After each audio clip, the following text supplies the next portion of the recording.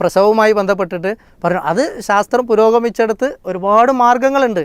ആ മാർഗ്ഗങ്ങളിൽ ഏതെങ്കിലും ഒന്ന് എന്ത് ചെയ്യായിരുന്നു അവർക്ക് സ്വീകരിക്കാമായിരുന്നു. അപ്പോൾ ഇസ്ലാമിനെതിരെ വരുന്ന ഇത്തരം ആക്ഷേപങ്ങൾക്ക് അവരൊരു കാരണക്കാരാകുന്നു എന്നുകൂടി നമ്മളവിടെ എന്ത് ചെയ്യേണ്ടതുണ്ട്, മനസ്സിലാക്കേണ്ടതുണ്ട്.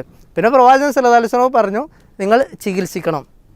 അതുപോലെ ചികിത്സിക്കുമ്പോൾ എങ്ങനെ ചികിത്സിക്കരുത്, ഹറാമ് കൊണ്ട് ചികിത്സിക്കരുത് എന്നും പ്രത്യേകം പഠിപ്പിച്ചിട്ടുണ്ട്. അപ്പോൾ ചികിത്സിക്കണം, എവിടെ പരിധികളുണ്ട്, ഹറാമുകൾ കടന്നു വരരുത്. അത് ഇൻഷാ അല്ലാഹ് നമുക്ക് അടുത്തൊരു ഇതിലേക്ക് നമുക്ക് ചർച്ച ചെയ്യാവുന്നതാണ്.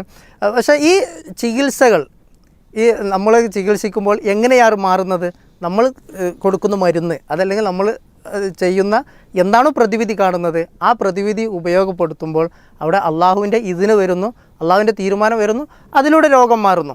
അത്രേ നമ്മൾ എന്ത് ചെയ്യേണ്ടുള്ളൂ, അതിലൂടെ മനസ്സിലാക്കേണ്ടതുള്ളൂ. അതല്ലാതെ എല്ലാ രോഗങ്ങളും അള്ളാഹുവാണ് തരുന്നത്, അത് അള്ളാഹു വിചാരിച്ചാൽ എന്ത് ചെയ്യും, അത് നമുക്ക് മാറിക്കിട്ടുമെന്നുള്ള ഒരു അമിതമായിട്ടുള്ള ഒരു ഭരമേൽപ്പിക്കൽ, ഒരു തവാക്കുലിലേക്ക് നമ്മൾ എന്ത് ചെയ്യരുത്, ഒരിക്കലും തന്നെ പോകാൻ പാടില്ല എന്നുള്ളതാണ് അതുമായി ബന്ധപ്പെട്ടുകൊണ്ട് നമ്മൾ മനസ്സിലാക്കേണ്ടത്.